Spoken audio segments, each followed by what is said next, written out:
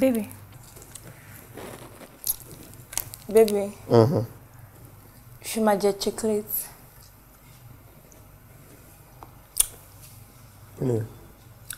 Ṣé máa jẹ chocolate? Lucy. Máa jẹ.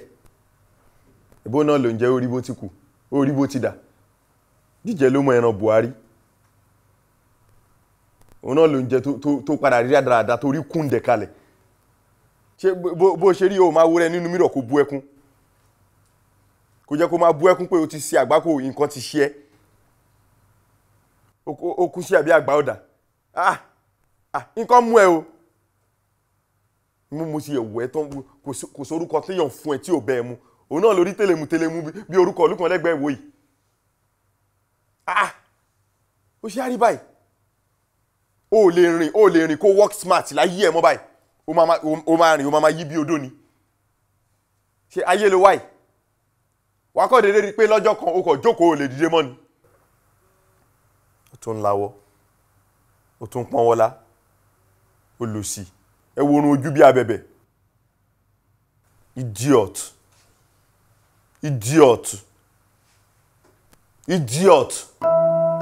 O kúnlékún tàbí ẹran gífà. Oh my God. Really? Iyola. Oh my God. Iyola. God punish you there. God punish you front and back. Get out!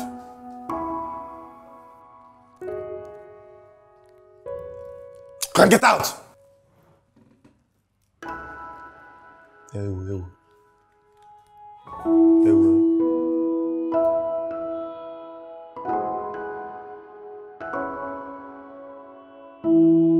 Really?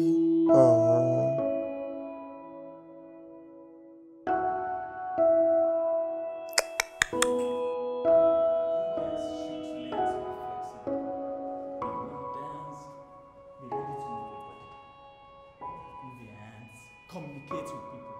Smile. Like you guys. It's not be lively. You smile. You laugh. Let them think that you're happy. You get it? Like this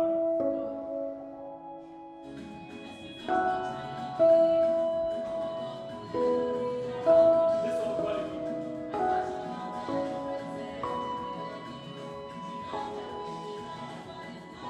You want your way. You go down, make sure you go down. So can you hear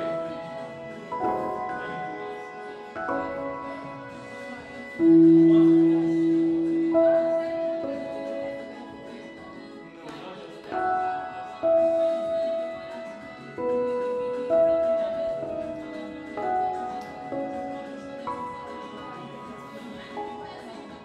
You guys just know. You come to the front step.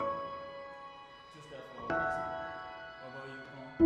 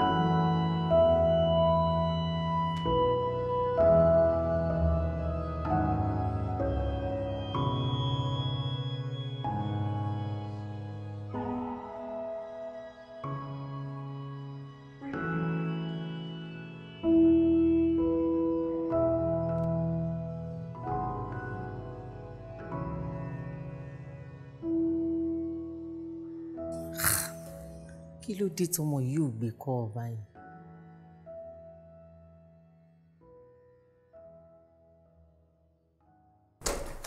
Kí ni yẹn ring now? Kí tó gbé call yìí now? Try again. Mommy, ṣé wọn gbé náà ni? Kò tí ì gbé kàn ring ni. Bóyá wọ́n sùn nìyẹn o, àbí? Jẹ́ kí n tó try now. Mommy. Mommy. Mo ń gbọ́, ó ṣáàrí pé mo wà on call ni dẹ̀ ń pè mí bí ẹni pé mo dákú. Ẹ jọ̀ọ́, tó bá ti gbé, ẹ ṣáà rántí bá mi sọ gbogbo nǹkan tí mo fẹ́ fún wọn, ẹ jọ̀ọ́. Kò sí problem, ṣáàtì ẹ̀jẹ̀ kó gbé ná. Ẹ wò kọ́ ya tètè gbé ni. Ẹni sùúrù. Torí èmi ní ìdòwú yẹn serious. Ẹni sùúrù bóyá kí n try other line but inú the same phone náà ló wà. Then try yẹn náà. Ṣùtàn. The second line gan ti wà switched off. Kí wà ní gbogbo ilé ìbáyìí? Then continue. Welcome, Mr. Batunde. Thank you, sir. And thank you for honoring my invite. Ọ̀rọ̀ ọmọ Olufunto mo pè é fún. Gbogbo ala mọ̀ bí R&B ní Olufunto ń kọ. Some soulful and calm music. Ayé ìjóró ẹ̀ mọ́. Brother mi, dancehall ayé ń jó ń sìn. Commercial lára yín fẹ́. Last time tí mo lọ sí rehearsal, I can see that she has it, and I know she can do it.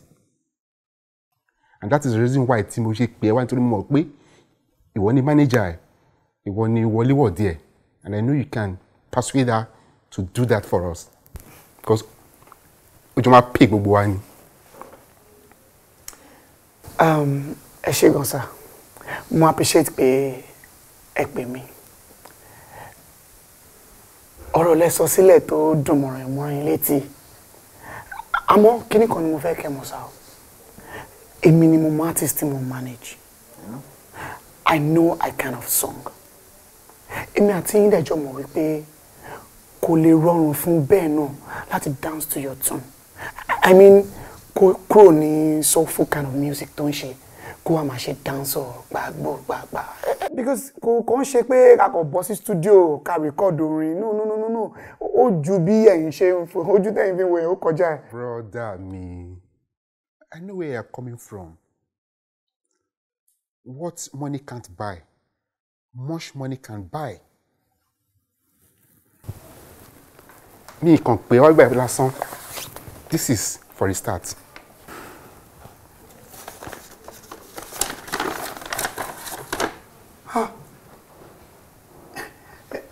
Sà, ṣé títọ̀dọ̀ mi lélẹ́yìn ní àbí kí n kó fún? Rárá o, ìwọ ló lélẹ́yìn. Just make her do it.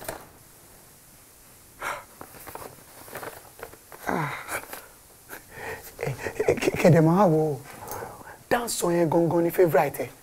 Èmi ni mo máa ń sọ fún pé ohun ẹ̀ dùn fún à ń kọ soulful music. Dáńsọ̀, ó mọ̀ ọkọ̀ bàjẹ́.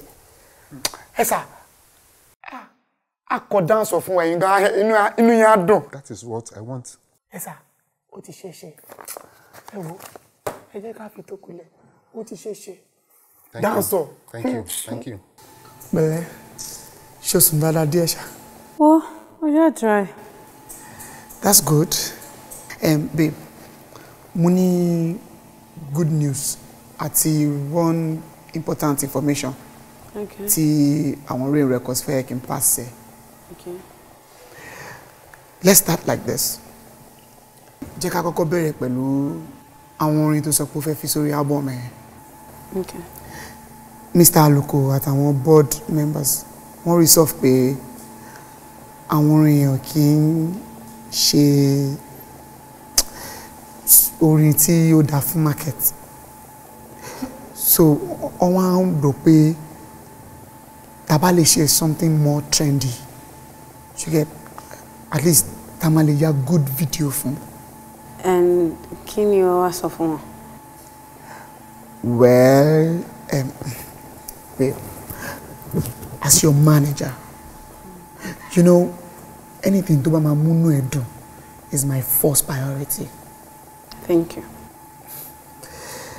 Èmi kàn feel pé kò tiẹ̀ try ilé náà for now. Just for now. Tunde. Babe, see, what I'm trying to say is, at least, kò ṣe nǹkan tí record label fẹ́ for now.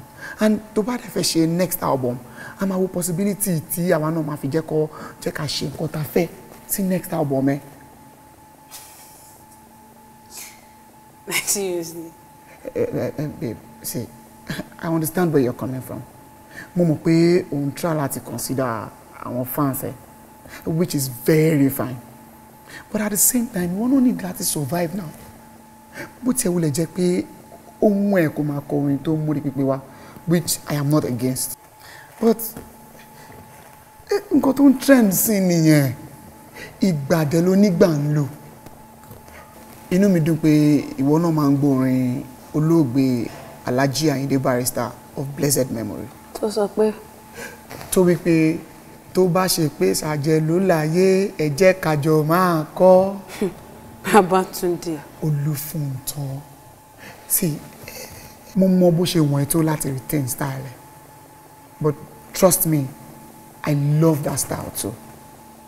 But nǹkan tó ń trend nísìnyí nìyí. You see, wo Aduke for example. Every day ní fan base Aduke increase. Àwọn tó ń gbọ́ tẹ́lẹ̀ àtàwọn tó ń gbọ́ nsìn wọ́n change o. Ẹ jẹ́ káwa náà evolve pẹ̀lú trend. See, trust me, I must say this. It is good to make a good name. But at the same time, making good money is also good. And anything téèyàn bá dẹ̀ ń ṣe tí o bá ti make owó láti bẹ̀, babe, it's not making any sense.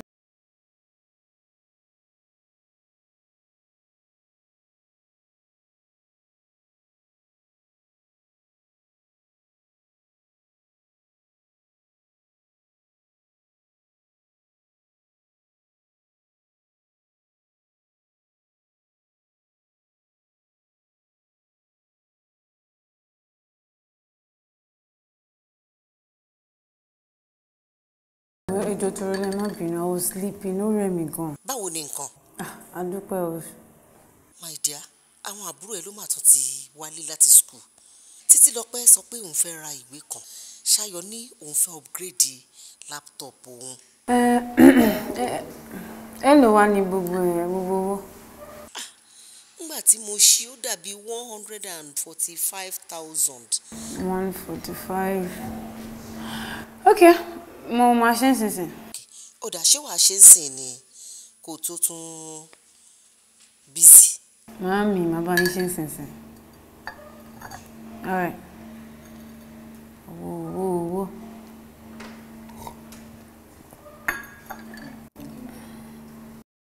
Ọpẹ́, ma. Okay. Check iris yẹn mélòó ló kù?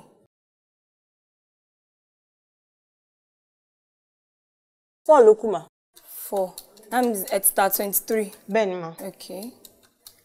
Oh yeah, check Victoria's Secret. Okay ma.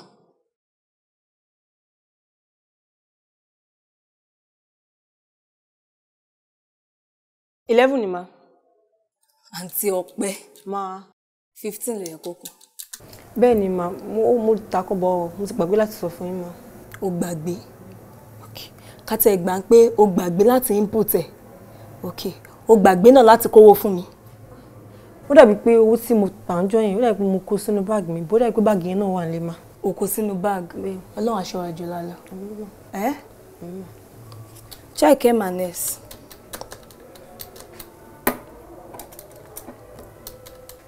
$5 ló kù ma. 5. Bẹ́ẹ̀ni. Ọpẹ́ ti pa mí. O dẹ̀ mọ̀ bí M&S ṣe máa ń yá tó. Kí ló dé tó sọ fún mi? Mi ò rántí ma. Kò sí wàhálà. Ẹ gba àwọn distributor yẹn. 5.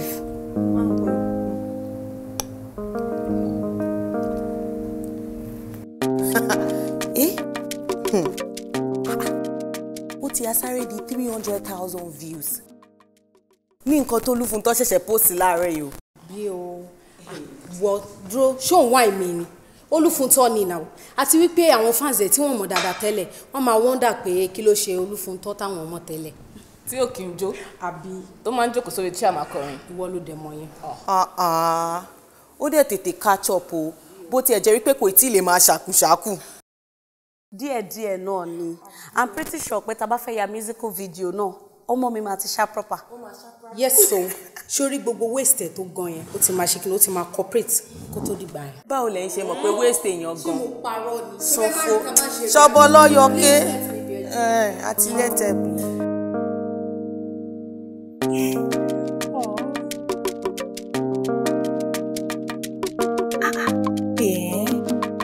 Olufunto náà. Oh, this is nice. Really nice. Lẹ́nu ọjọ́ òun sọ́jọ́ wo. Try you.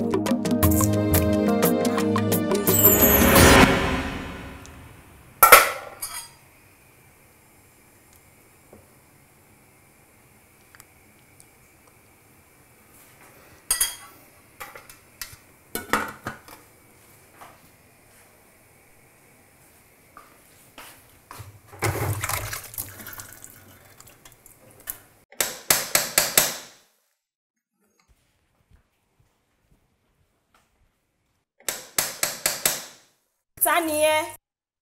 Èmi ní iṣẹ́ tèmi. Mo ń bọ̀ o.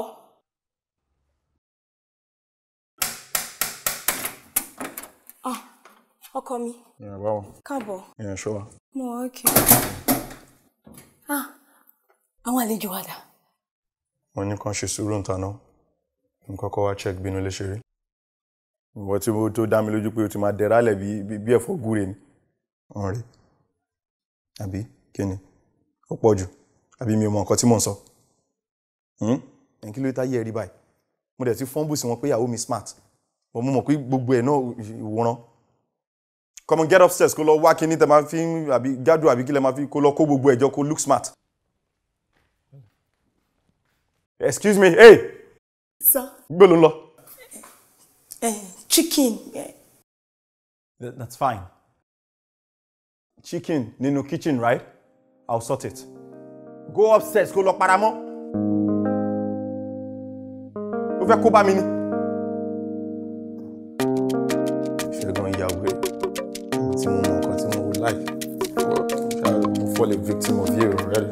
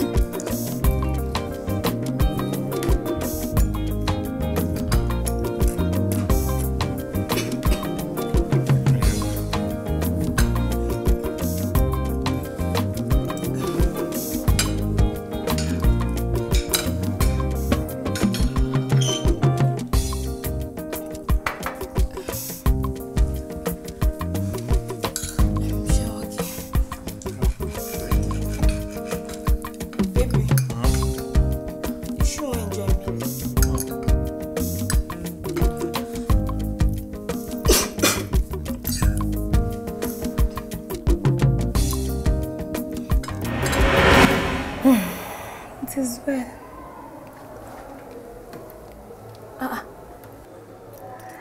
Olufunto, ọ̀rẹ́ mi Olufunto tèmi nìkan ṣoṣo. Bestie of life. Tí o bá mọ nǹkan tí mò ń ṣe lọ́wọ́, tí kọ́lẹ̀ fi wọlé. Kí ni ẹ̀? Guess jo. Instagram page ẹ ni mo wà. Fídíò tó post ni mò ń wò lọ́wọ́. Ọ̀rẹ́ mi, ó ti di super duper dancer o. Àbí o. Dúró náà. Ọjọ́ wo lo bẹ̀rẹ̀? Tó ti wá sábì tó tó yẹn. Mi ò lè wá kú jàre. Kọ́lọ́n ṣá máa ṣàánú wa ni. Èmi gan fẹ́ jókòó. Pẹ̀lẹ́ ọ̀rẹ́ mi. That's good. Èmi náà máa bẹ̀rẹ̀ workout very soon. Má tẹ̀lé bọ́ lọ́wọ́ gbogbo yín. Tẹ́ máa ń pè mí ní Fati Bọ̀m̀bọ̀m. A máa sọ kó sọ bẹ́ẹ̀. Seriously, I will. Pẹ̀lẹ́ ọ̀rẹ́ mi. Èmi náà ti miss ẹ. Màá pè ẹ́ later. Okay. Àwọn kan mo ní kó bá mi get. Àwọn kan tẹ́ ní pé kí n bá yín get. Tèmi bá tẹ̀ sọ fún yín pé kó lọ get ẹ̀. Ṣé kò yẹ kí làákàyè tiẹ̀ sọ fún yín pé kò yẹ kó lọ bá mi rà? O rí pé àwọn kan tó máa lọ bá mi rà ló jẹ́ kí n sanra báyìí. Mi ní pé tí fún mi. O fi pé mo ti ń sanra jù.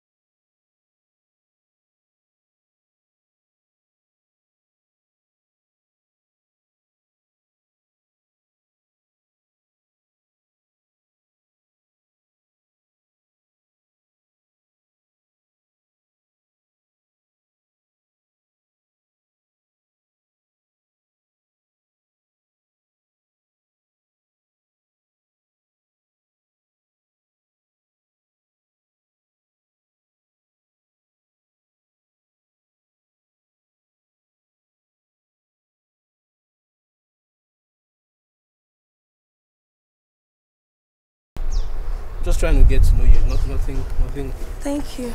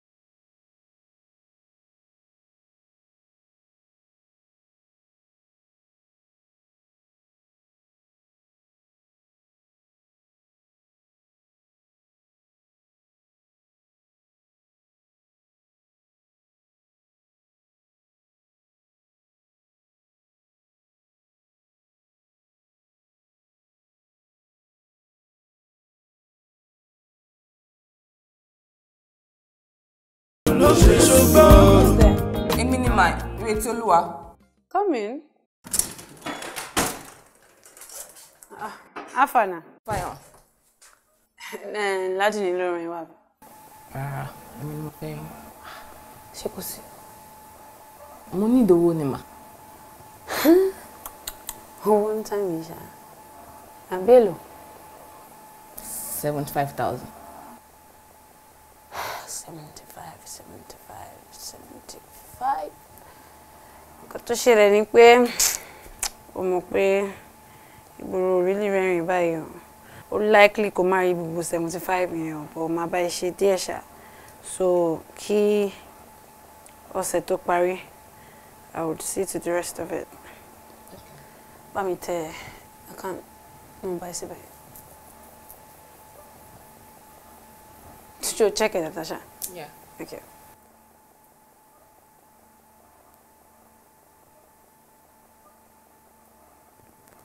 Yeah, my wallet you marry. Okay, ma.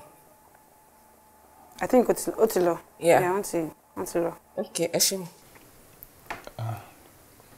This is this is really sweet. I'm glad you're enjoying it. Yeah.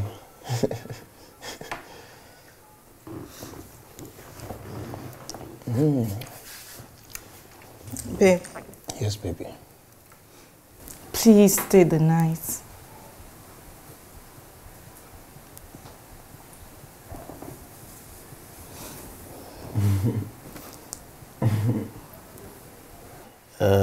It's not a bad idea, you know.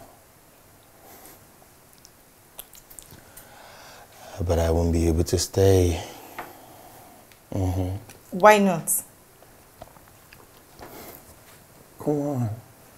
I have to be home. Yola, why do you keep giving me excuses all the time? Why? Am I not good enough for you? Babe, you need to calm down, okay?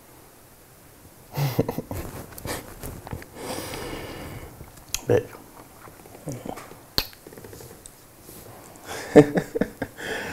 Don't worry.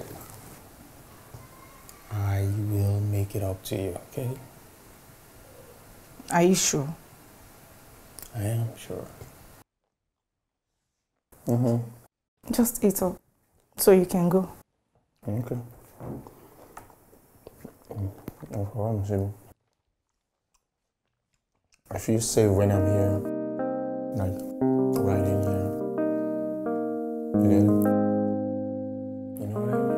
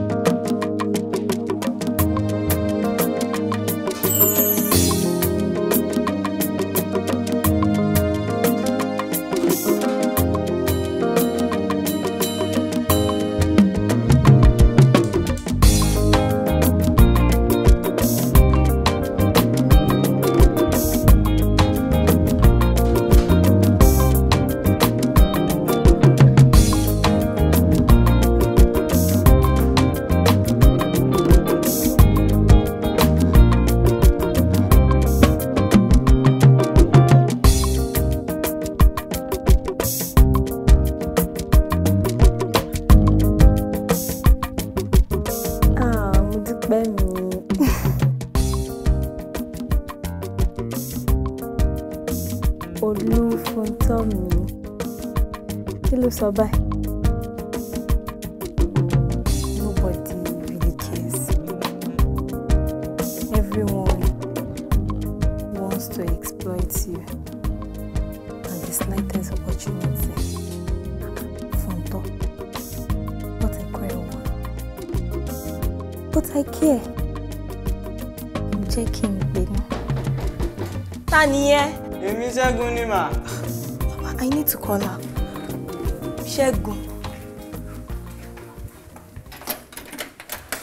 Adéṣẹ́gun. Ẹ kálẹ́. Kálẹ́. Kí ló ṣe ẹ́? Kí ló fẹ́ kún? Prince ni. Prince. Prince mọ́mí Prince àtàrọ̀ ni mọ́mí Prince ti ń wá Prince káàkiri wọ́n ti pariwo káàkiri àdúgbò wọn wá dọ̀ yín ni. Báwo lọ̀rọ̀ Prince ṣe gbà kan ẹ́? Ọlọ́run má yẹ kí nǹkan burúkú sojú ẹni ni àwọn kan ń bọ̀ báyìí náà ń bọ̀ báyìí wọ́n ń bọ̀ báyìí Prince náà ń bọ̀ lódì kejì wọ́n sì kí Prince mọ́lẹ̀ wọ́n sì gbé lọ. Adéṣẹ́gun. Adéṣẹ́gun ó wá lè pariwo gbọ́mọgbọ́mọ kí gbogbo àwọn ará àdúgbò kan jáde sí ẹ. Àní Prince. Ṣèbọ́mọ ni Prince. Àní Prince ajá mọ́mí Prince tí ilé wọn wà nílé kẹfà sọ́dọ̀ wa ni wọ́n gbé. Ṣẹ́gun ṣó gbádùn. Bẹ́ẹ̀ni. Ṣára ẹ yá ó wà òkè wọn ò dẹ̀ gbé oyún ẹ̀ fo fẹ́ǹsì ó yá bọ́ síta ó yá Ṣẹ́gun ó dàbọ̀ jáde Adéṣẹ́gun ṣọ́ra ẹ o.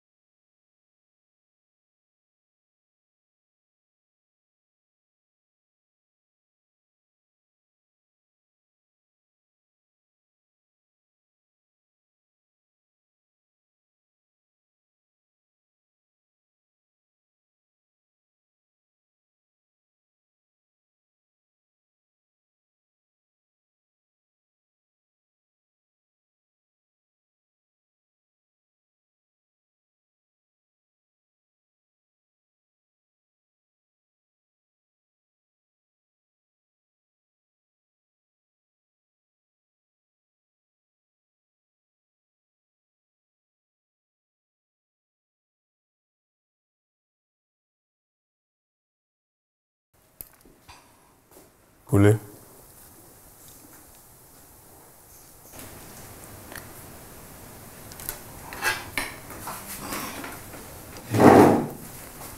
Iyọlá. Ibo lo ti ń bọ̀? Ibo ń bọ̀ àsálà ni. Èmi ló fọwọ́ sógiri tó ń béèrè lọ́wọ́ ibi tí mo ti ń bọ̀. Irú béèrè àpọ̀dà wo nìyẹn? Ojú ẹ fọ́. Ojú ẹ fọ́, ò rí traffic nígbà tí wọ́n ń bọ̀ lé. Àbí? Ṣó gbádùn ṣá? Ṣé torí ẹ mo ṣe kí ẹ? Àbí o gbọ́ nígbà tí mo kí ẹ kúlé? Mo kí ẹ o lè dáhùn. And torí ẹ lọ ṣe ṣílẹ̀kùn lélẹ̀.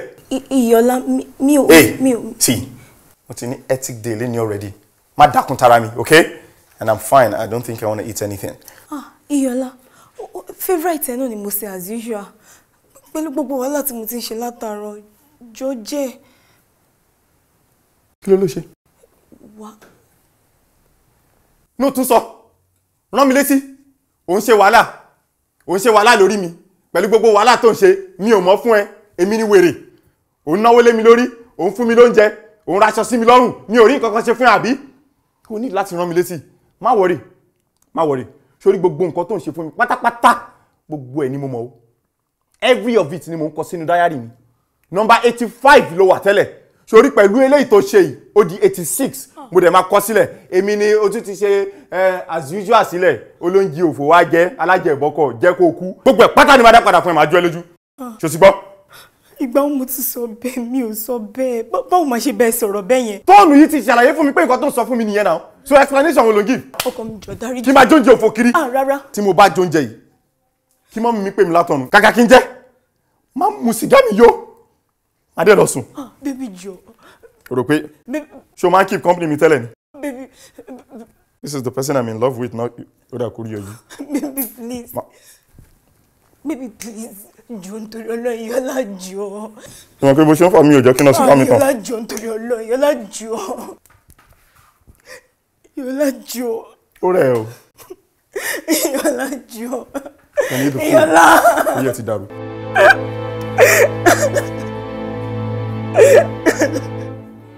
Iyọlá.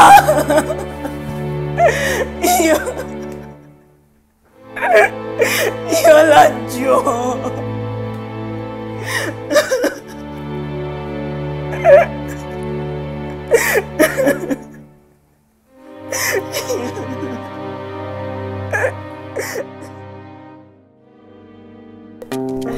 Olufunto, ṣe ti rí nǹkan bẹ́ẹ̀ yẹn. Wo, mo like àwọn kí mo ti lose weight. Kí ni mi ò sọ fún ẹ? Last week, mo wà ní filling station, mo fẹ́ rí epo. Bàbá yẹn kàn wá knock lára window mi. Ó mọ àwọn this random guy tó bá rìn káàkiri. Mo dẹ̀ fi ring mi o pé kó lè máa lọ. I'm married. Kò lọ o. Gbà tó wá rí pé mi ò dáhùn lóhùn tí mo take off. Mo rò pé ibo ni bọ̀bọ́ yẹn ti wá tí màá yọjú báyìí. Obìnrin wà ní mọ́tò ẹ̀. Like seriously? I'm telling you. But do you know, I was actually thinking about that, but mo rò pé ibi tó máa parí story yẹn sí kọ́ nìyẹn, because these days ó dẹ̀ gbọ́n àwọn married women gan làwọn ọkùnrin wọ́n ń sátẹ̀lì and I don't get it. Wọ́n máa ní lé wọ́n máa dàkú dọ́kà láàmú wo ṣọ́mọ wọn. But èmi ní tèmi ó mọ̀ pé mi ò lè fi Iyọlá sílẹ̀. Ọkọ mi, ìfẹ́ mi, olówó orí mi, ẹni bí ọkàn mi.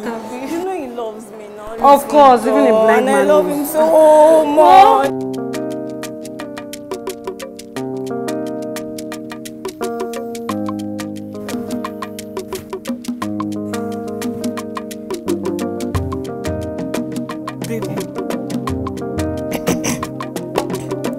Baby.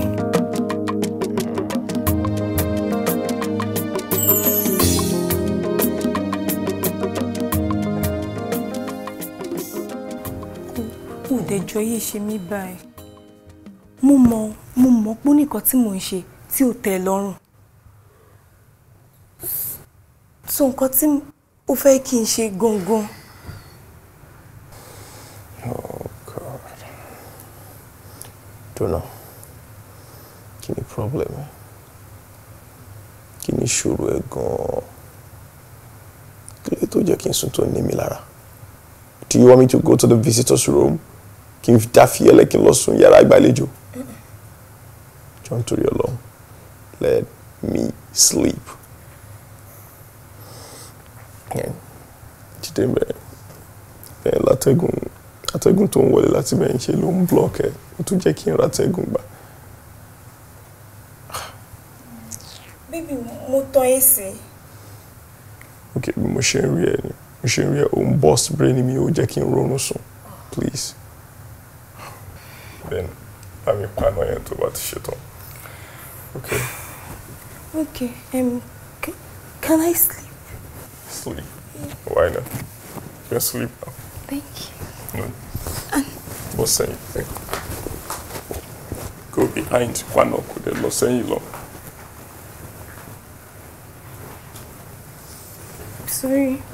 Sorry.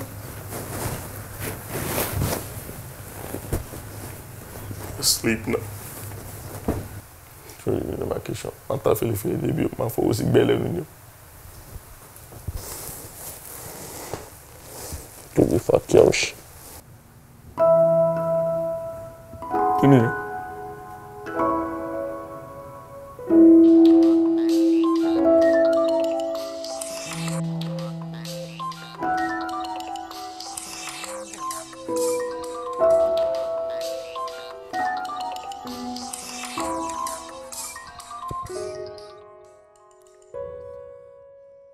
Hello, my sugar, my tea, my honey, yes. Kí ló ń ṣẹlẹ̀? Mo fẹ́ rí mo wà okay ó láwọn ọ̀rọ̀ kankan tí mo fẹ́ discuss pẹ̀lú yín. Ṣé kò sí? Bóyá tẹ́ bá tiẹ̀ wá náà. Ṣé kò le ṣá? Mami, kò le. Ẹ wá. Mo rí ní láti bá yín sọ̀rọ̀. Okay, ó mọ nǹkan tó ṣẹlẹ̀. Mo fẹ́ jáde ńsìn, mo fẹ́ lọ ṣe pedicure. Tí n bá ti ṣe tán. Kí n yà lọ́dọ̀ ẹ, ṣé kò tí ì pẹ́ jù? Okay, kò pẹ́ jù. Okay, it is well. Màá rí ẹ later, ṣó ti gbọ́ my dear? All right. Okay.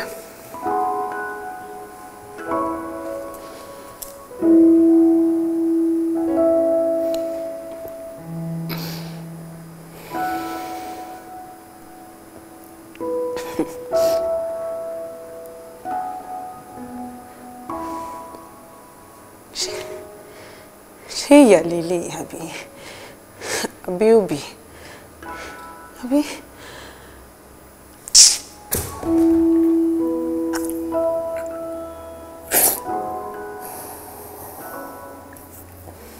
Kí ló sọ pé ó ṣẹlẹ̀? Mami, mo lè sọ fún yín pé nǹkan tí mo fẹ́ bá yín sọ wá important. Sọ pé ìfẹ́ ló ṣe nails àti. Mo gbọ́dọ̀ lọ party one weekend. Yeah.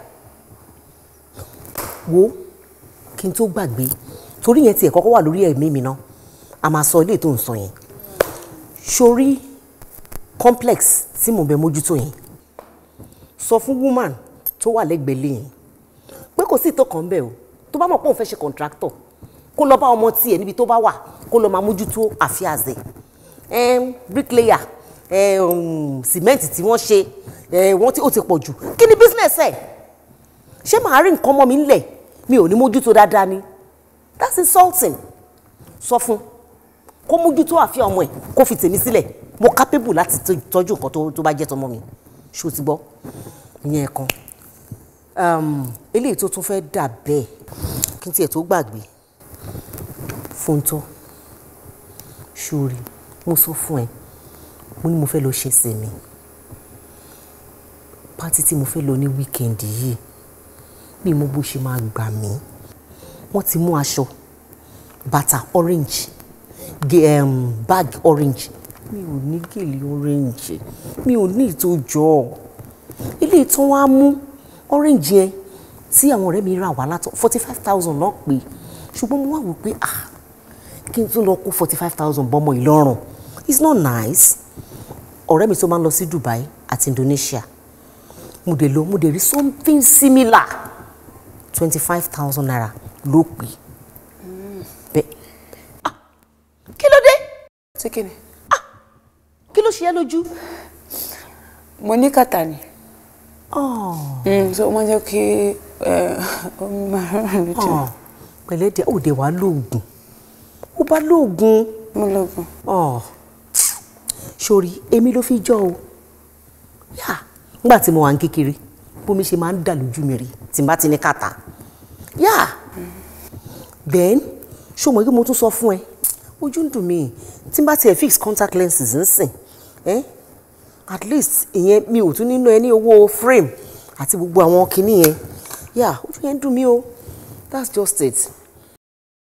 Bàbá yín gẹ̀ẹ́tẹ̀ máa. Bàbá mi gẹ̀ẹ́tẹ̀. Ṣé ọkọ mi? Thank you. Ṣorí tó bá máa bá mi gẹ̀ẹ́tẹ̀. Ṣorí tinú ẹ̀ yẹn lásán.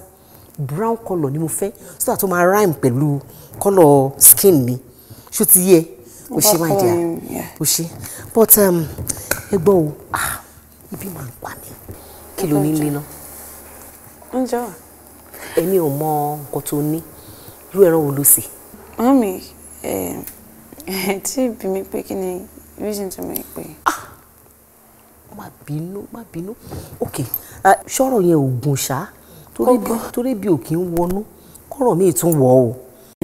Mo tọ́ ni. Mo fẹ́ ṣe track kan ni. Mo wá fẹ́ lo òwe kan bẹ́ẹ̀. So mo wá mọ̀ bóyá wà okay. Mami ṣe mọ ìtumọ̀ òwe Yorùbá tó sọ pé ẹ sọ fún abọ́ rẹ̀ kó tún lé òrìṣà ṣe.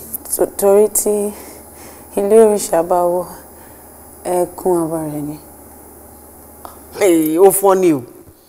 Tí ẹ sọ fún abọ́ rẹ̀ kó tún lé òrìṣà ṣe. Torí tí ilé òrìṣà bá wó ẹkún abọ́ rẹ̀ ni. Fúntọ́ ní sẹ́ńtúrì ta wà yìí kò lè ta. Kò lè ta sẹ́ẹ̀. Orí tó máa kọ ní sẹ́ńtúrì ta wà yìí kì í ṣe àwọn olóríṣà kì í ṣe alábọ̀ rẹ̀ dé. Nítorí pé tó bá kán sójú á ṣẹ́ sí imú náà. Wá kọrin tẹ́ pé àwọn èèyàn wọ́n máa rà wìtìwìtìwìtì lọ́wọ́ ẹ wà mẹ́ẹ̀kì ẹ̀. Orí St. Janet ni òrórin tó ń kọ ni orin táwọn èèyàn fẹ́ ló ń kọ. Gbà tó kọ gospel tí ó tà ó gbé gospel tì sẹ́gbẹ́ kan. Tó bá kún sẹ́nu tán ló máa já sáyà náà. Ṣó ti yé ẹ? Mo ò lọ bẹ̀yẹn tẹ̀ mo kàn yọ ó ti yẹ mi. Fún tọ́jọ́ torí Ọlọ́run. Jọ kólà kó lẹ́kọ̀ọ́ ẹ̀kọ́ kọ́là o. Jẹ́ kí n lọ bá yín get oúnjẹ. Abọ́ rẹ̀ kè òrìṣà nídà yìí. Ẹni ẹfẹ irú ọ̀rẹ́ ẹni ṣáàkì abẹ. Mi ò àgé máa wọ ni mo sọ. Tí o bá ní fat tó bá ní ìfọ́pọ̀ èpo tó bá ní bí ìgbín àbí tó bá lè lè ja ọsàn àwọn yẹn da dry one. Ìgbín wà okay. Ṣòbo ní ṣé ó wà torí mo fẹ́ keep shape mi ṣe understand. Jẹ́ kí yàn yẹn kéré mi fẹ́ kíkùn mi yọ ṣùgbọ́n díẹ̀ òun ni gbogbo yẹn ń sìn abọ́ rẹ̀ òrìṣà kẹ́nìkan má kú ta ló fẹ́ understand gbogbo proverbs tó ń sọ yẹn dà yìí ayé ti sún kọjá gbogbo yẹn. At least I forget ẹ jọ àti mo béèrè lọ́wọ́ yín pé ẹ bá mi order fún kọ́. Títí next week ẹ kí ẹ get it. Next week ẹ sure ẹ̀gbọ́n mo ní party ní next 2 weeks. Mi ò fẹ́ ní disappointment ṣe mọ́. Ẹ má dojú tì mí.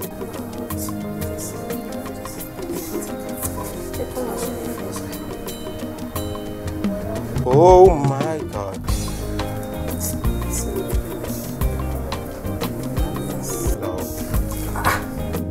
Kilofoshi, what's that? Why would you touch me like that? Is that how you just run into people and just start touching them anyhow? Kiloshele. Excuse me. Just respect yourself. Is there any crime appreciating an artist? Okay, fine. I'm sorry. But please respect yourself. Of course, I respect myself. I appreciate my friend for crying out loud. What are you saying? I said I'm sorry. Kí ló tún ṣẹlẹ̀ now? God. No problem. Please, don't forget to get me my stuffs. Please. Mo kọ́ lọ aṣọ táwọn people yẹn so. But excuse me. I'm sorry if I embarrassed you. Hello. What is it? Is there any way I can get your autograph? Drop dead. Seriously? Hello? Oh, mo drop dead. As in Shonku. Saying about to respect him, can you respect her? Can you please excuse me and let me just excuse me? Are you for real? Please don't forget my sister. Hello? Well, get call Asha, I can't actually figure it out. But yeah. Send it. Mama, she be rich. Every time the man going on good for real for come. Sometimes I'm just going to come back. Hello? Hello. Calm down, yeah. Calm down, yeah. Hello. I say calm down, yeah. Àròkàn ló máa fa ẹkún àsundalẹ̀ when there is nobody to talk to, yeah. Àìmọye àpá nínú tí hàn dojú ara. Now everybody fit smile, oh. You know me say we dey alright. Ṣe sùúrù, ohun tó lè máa dẹ̀rọ̀ ṣùgbọ́n ṣe sùúrù. Bẹ́ẹ̀kún pẹ́ dalẹ̀ kan o, ayọ̀ ń bọ̀ lówùrọ̀ ṣùgbọ́n kó má sóhun tó ní bẹ̀rẹ̀ tí olópin ṣùgbọ́n. Dákun má ro kan ṣùgbọ́n. Ojú la rí, kò má sẹ́ni tó fẹ́ ní dénú o. Tó bá ti lówó lọ́wọ́, gbogbo èèyàn ṣálọ́rẹ́ rẹ o. Let's learn and practice love. Love one another. Let's learn how to listen. Abọ́rẹ̀ tí yóò tún lé òrìṣà ṣe o. Ẹkún alẹ́ ló fi ṣeré. Ló fi ṣeré. Ìyá tí ò bá gbọ́ tọmọ o. Nígbà tọmọ rẹ̀ bá ń ké. Ọkọ tí ò bá gbọ́ táyà ò sẹ́. Okay, I'll call you. Love you too. Ohun tó lè máa dẹ̀rọ̀ ṣùgbọ́n ṣe sùúrù. Bẹ́ẹ̀kún pẹ́ dalẹ̀ kan o, ayọ̀ ń bọ̀ lówùrọ̀ ṣùgbọ́n. Kó má sóhun tó ní bẹ̀rẹ̀ tí olópin ṣùgbọ́n. Dákun má ro kan. Yeah. All right. Ṣe sùúrù. Ohun tó lè máa dẹ̀rọ̀ ṣùgbọ́n ṣe sùúrù. Bẹ́ẹ̀kún pẹ́ dalẹ̀ kan o, ayọ̀ ń bọ̀ lówùrọ̀ ṣùgbọ́n. Kó má sóhun tó ní bẹ̀rẹ̀ tí olópin ṣùgbọ́n. Ò ń ṣunú ni. Rò pé mo dédé náà sì ṣe ẹ̀nà borí ẹ̀ dàrú. Ó ti jáde kéèyàn ti ẹ̀wọ̀ nínú. Take care, I'll call you. Jábọ̀. Kí ló ń jẹ́ jábọ̀? Kí ni? Bẹ́ẹ̀ jábọ̀. Jábọ̀.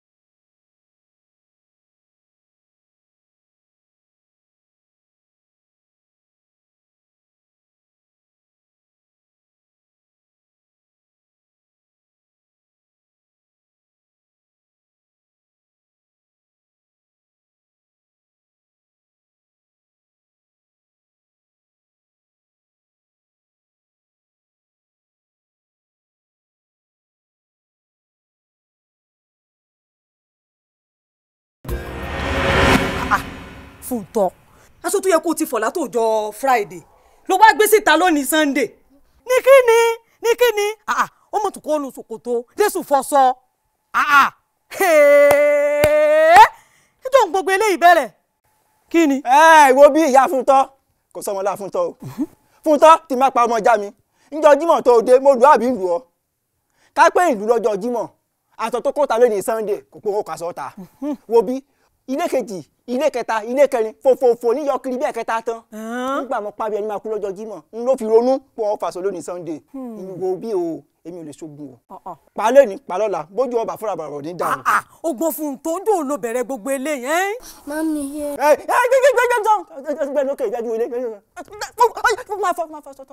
Ìwọ wá ń bí jàre já lọ yanjú tibí. Ní kíni? Nǹkan ní dààmú ẹ̀. Nígbà bá ti lọ látọjọ́ Monday wá gbé kíni. Kò burú. Wọ́n bá pọ́n tó fàṣọ tó ní bá mú ọ. Ọ̀ jẹ́ kí sàn yà. Ọgbẹ̀nu tán.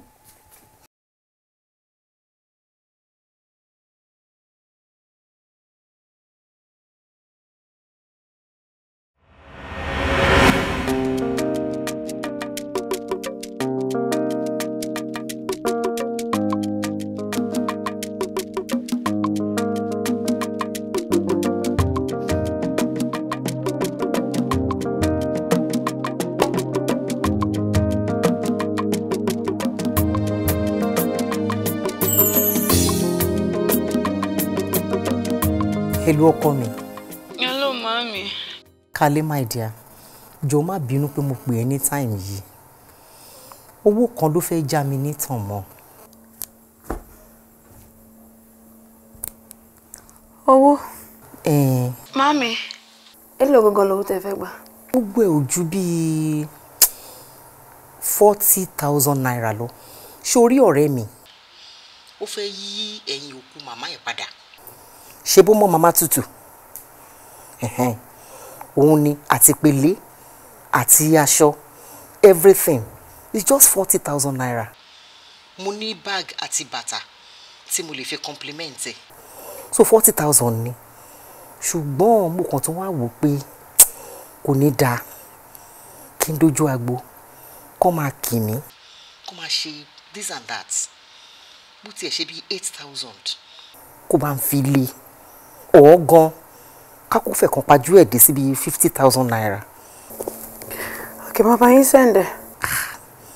Ó ṣe wo òní wówó tì ní agbára Ọlọ́run tó bá lù báyìí ó máa dùn ni ojú òní tì ẹ́ o ní agbára Ọlọ́run. Sórí bí mo ṣe ń jẹun ọmọ yìí ìwọ náà á jẹun ọmọ jù bẹ́ẹ̀ lọ kò wá ní kóró lẹ́nu ẹ̀ o ṣe ọ̀pọ̀ mi ó ṣe mama expect aláàtẹ̀.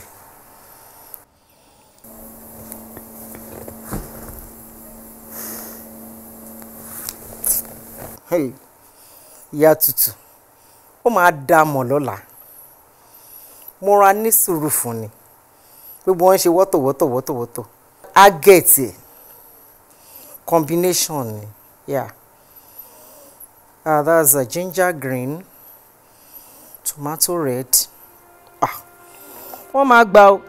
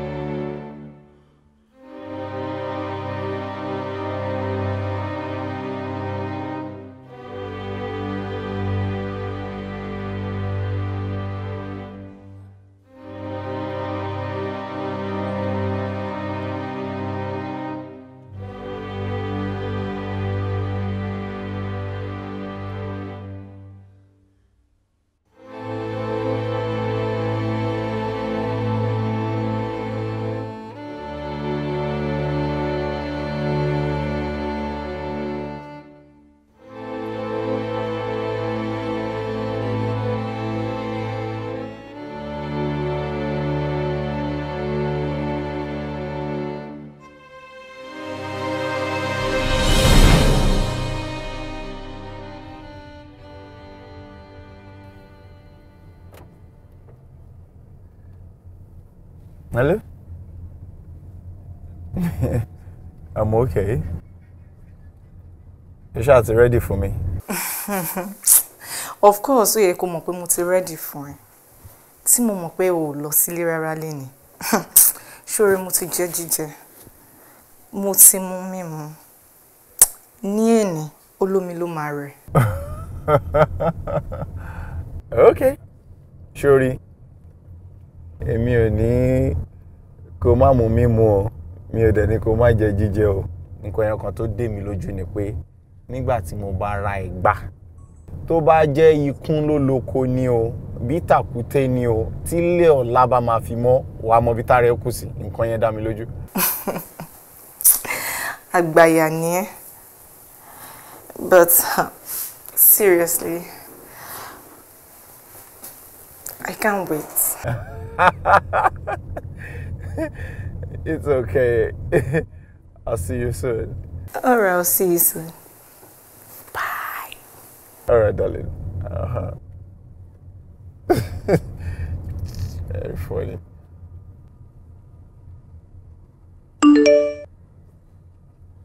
Hello, Iyola. Good evening. I will probably be dead by the time you get this. First, I would like to let you know that I forgive you for all that happened between us. Olufunto. I'm coming. I'm in the kitchen. So crazy.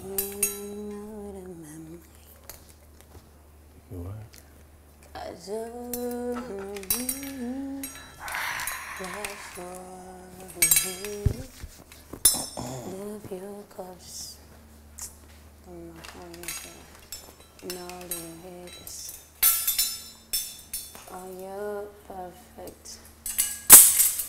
Any imperfection. Stop it! What was this? What was it? Calm down. What was that for? What was your mama fucking bang? See, I like you. I'm serious about it. Are you trying to be funny? Like. Mi ò funny. Nǹkan tó ń ṣe mí ni mo sọ fún ẹ. Mo mọ bó ṣe ń ṣe mí nínú ara. No. It's impossible. Show many tó ń bá sọ̀rọ̀. Ọ̀rẹ́ ni èmi àti ìyàwó ẹ̀ náà. Ọmọ náà yẹn ṣe irú ẹ̀ mẹ́rin. Please, just stay there while you're talking. Please, don't get close. Don't touch me there. Calm down. Oh, no. I'm serious. Ọmọ bí tán lọ. It's impossible. Like, kò lè work. No. Don't even go there.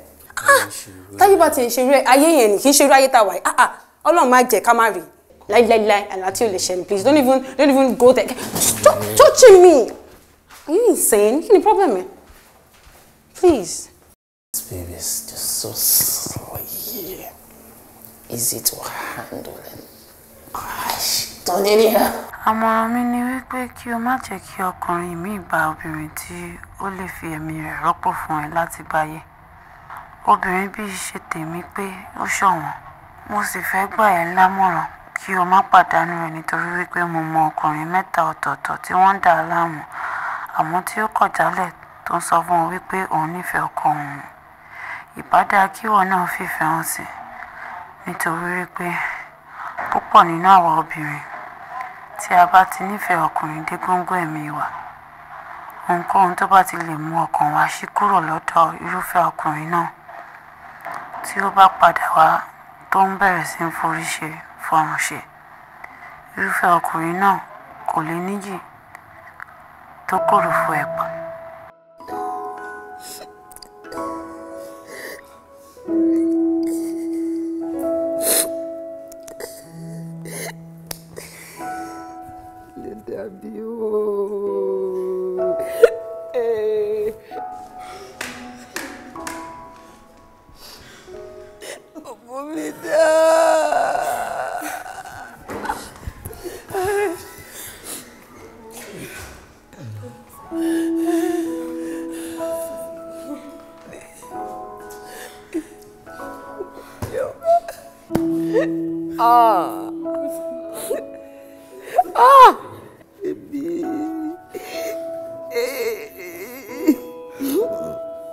Sí ẹnikẹ́ni tí ó bá rí ìwé yìí, ẹ bá mi bẹ̀ ìyá mi wípé kí wọ́n má bínú wípé mi ò bá ti sọ ẹ̀dùn ọkàn mi fún wọn. Àmọ́ àyè ò gbà mí nígbà tó jẹ́ pé láti ìgbà tí mo ti wà ní kékeré, when my stepfather was harassing me sexually.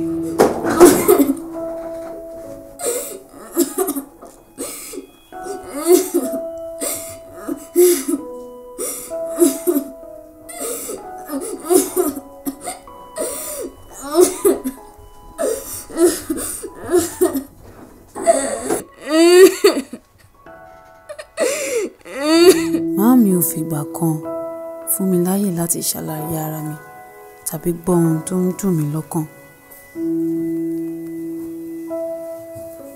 Ẹjọ́ fẹ́ sọ nǹkan. Kí ló fẹ́ sọ? Tí wọ́n fi ṣí ẹ ni. Abọ́ tí mo ní kò fọ kíchìn ó ti fọ́. Kí ló wá fẹ́ sọ? Kọ́ wá ṣe mi jẹ́rẹ́. Màá ti lọ ọ̀la látàárọ̀ yóò mọ̀ fẹ́ dórí burúkú yóò. Kò jẹ́ kí n mọ ibi tí mo lálàá yẹn dé ṣá.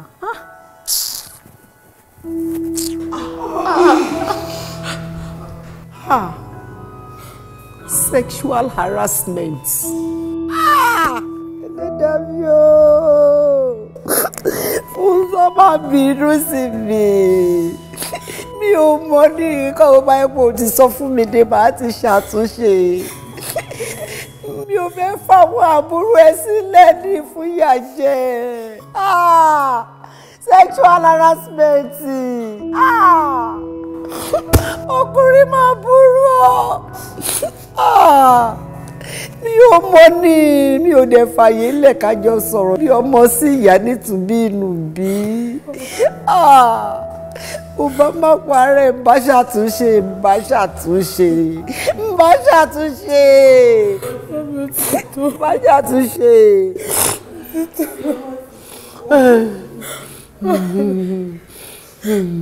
Nígbà tí mo tún dàgbà tán, ìgbà tí màámi bá ti nílò ìrànlọ́wọ́ mi nìkan ni wọ́n máa ń pè mí lórí aago. Ọ̀pọ̀lọpọ̀ nǹkan ni mo fẹ́ bá wọn sọ gẹ́gẹ́ bí ìyá sí ọmọ àti ọmọ sí ìyá.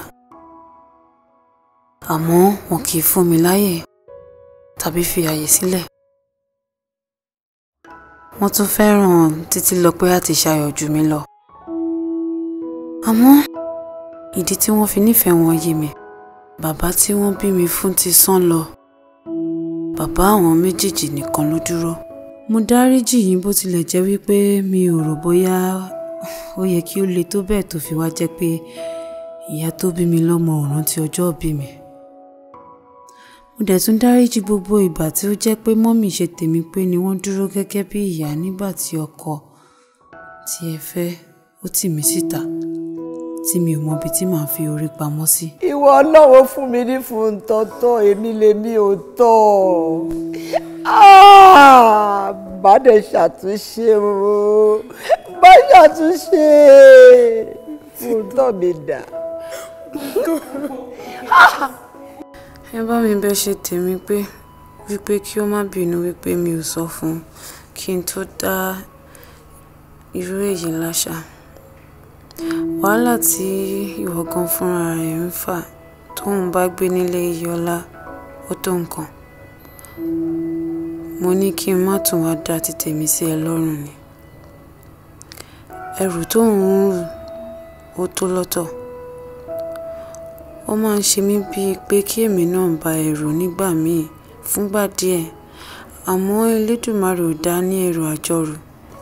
Ó máa ń wù mí kí n sọ̀rọ̀ ní gbogbo ìgbà tí o bá ń sọ̀rọ̀ fún mi tàbí fi ọ̀rọ̀ lọ̀ mí, àmọ́ mi ò kì í fẹ́ bà ẹ́ nínú jẹ́ gẹ́gẹ́ bí Iyọlá ṣe máa ń bà ẹ́ nínú jẹ́ ní gbogbo ìgbà tí ó ti ṣe sí mi. Ó dìgbà ọ̀rẹ́ mi, ó dárìnà kan, ó dojú àlá. Mo dáríjì Babátúndé.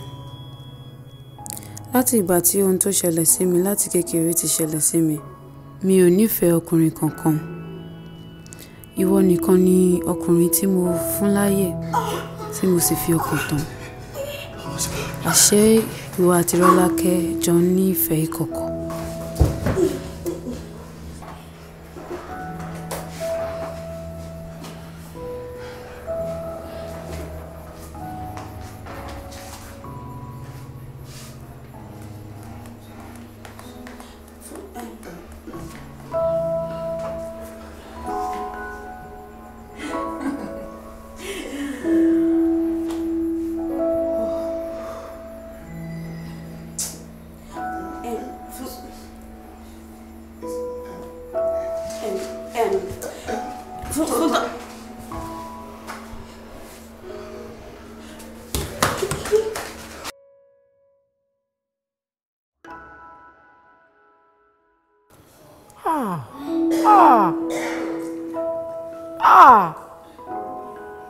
Ó mà ṣe o níwọ àti wọ ayé mà níkà o, ayé mà níkà o, kò bá ṣe téèyàn mà lè gbára lé o. It pained me every time and I felt everyone around me only bothered about what I can do for them and less concerned about what they can do for me. Mo sì fẹ́ kí Ìrètí Olú mọ̀ wípé mo gbọ́ gbogbo nǹkan tí òun àti Rọ́lákẹ́ ń sọ lọ́jọ́ tí ó wá béèrè fún owó lọ́wọ́ mi tí mo fún ní 20,000 naira nínú 22,000 naira tí ó kù sí àkáǹtì mi tí mo ní láyé lọ́rùn nítorí pé nígbà náà àwọn investment mi ò tí bẹ̀rẹ̀ sí ní máa mú owó wá. Mo dé ìtàwá bá mi ṣe zip yẹn. 20,000 pé náà tí ń gbẹ kó ara lẹ̀ fún mi o. 20,000 nínú 75,000 naira. I swear. Ẹ wá ní káwọn followers Àdùkẹ́ kó má like ẹ̀. Ṣé òun give away tó ń ṣe ni? Wo orí tó kẹ́ tó súnmọ́ gan sef. Àwọn yẹn màmá ń gbádùn. Wọ́n màmá kọ́, wọ́n ń gbádùn ni. Tí n bá rí opportunity láti lọ, èmi gan máa lọ. Èmi Arọ́lákẹ́ fúnra mi, mo ti DM Àdùkẹ́ tipẹ́. DM? That's bad. Ṣé mo parọ́ ọ̀rọ̀ ẹ̀ fún yín tẹ́lẹ̀ lánàá ni? Anyways, mi àtẹ́jọ́ ń lọ ni. Ṣé báyìí lẹ fẹ́ kú ti akídanidání akọ́mọ́ mọ́jújọ́ ara lé wa? Ẹ wo, ń bá ya ní ẹ̀bá mi sálẹ̀, ẹ jọ, bí kí wá nìyẹn báyìí. Friend mi. Níbo ló ń lọ? Jẹ́ wọlé.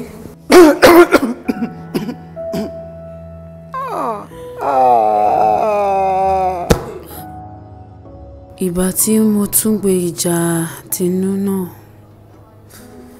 torí Mr. Aluko ń ṣe bó ṣe wù. Ó ní kí n ṣọ́gbà mi nítorí pé òun ti lóyún fún wọn. You wanna look at you. Take a good look at yourself. No one got to that. Oh boy, rí. To rí rádaràda. You were never like this now. Eh? Just because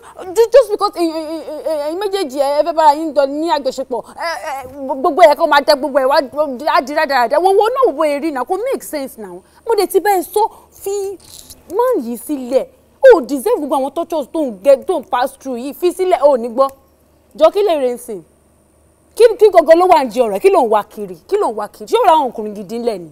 Jọ má gbìjà mi ṣó ti yẹ mo ti lóyún mo dẹ̀ ti lóyún náà nìyẹn and for your information mi ò tiẹ̀ lè ṣe kó parẹ́. ẹ máa gbà mí o à ń torí ọ̀jàjà ó ní àwọn wo ló ń jà lẹ́yìn kùlé mi yẹn. tó torí Ọlọ́run ṣé wọ́n fúnra ẹ̀ ti rò ó fúnra ẹ̀ mind ẹ̀ pé ṣé bó ṣe ń jẹ ìjà ẹ lọ yìí ṣé bó ṣe máa jẹ́ tí Jésù fi máa dé lélẹ̀. dúró kí ni excuse tó fún ẹ ó lóun like sex òun like torture before sex ṣé normal man being tí orí ẹ̀ pé ṣé ó máa ń ronú bẹ́yẹn no down now.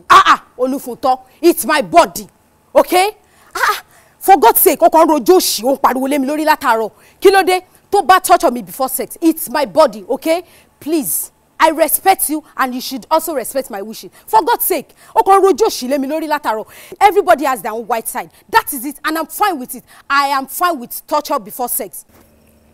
ẹ ti yé mi tinú ó náà pọ́n náà ti sáyìn ìyá fún ẹ látòdì ọ̀run á tó ẹ ti ẹ máa bára yín ràn. ìwọ ló dẹ̀ mọ ilé tó kù. ẹ pẹ̀lẹ́.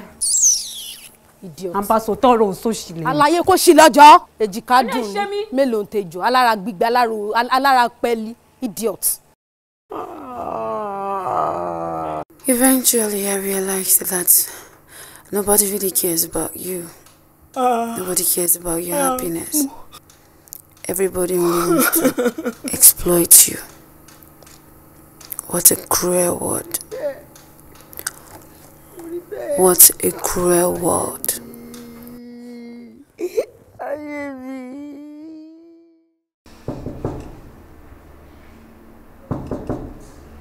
Come in.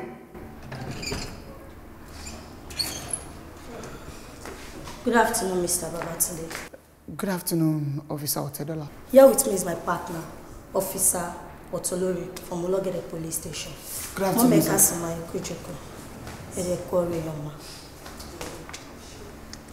Ìjọ mọ́mí a ní àwọn ìbéèrè kan láti bi yín.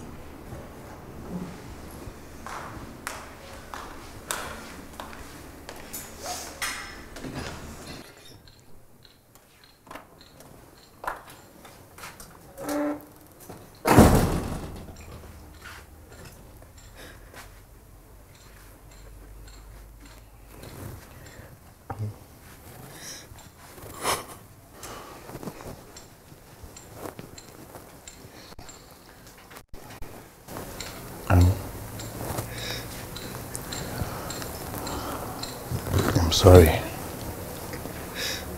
I've been over. You were seeing me at Ishesimi. I think I'm here to say, I'll